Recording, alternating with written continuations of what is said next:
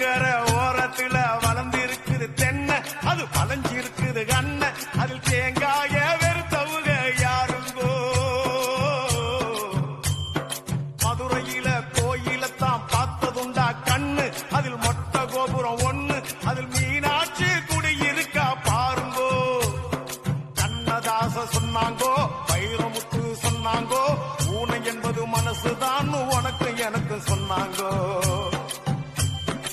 ஊனம் என்னடா ஊனம், அட ஞானம் தானே வேணும், அந்த ஞானம் வர வேணும், நான் மனசு மாற வேணும்.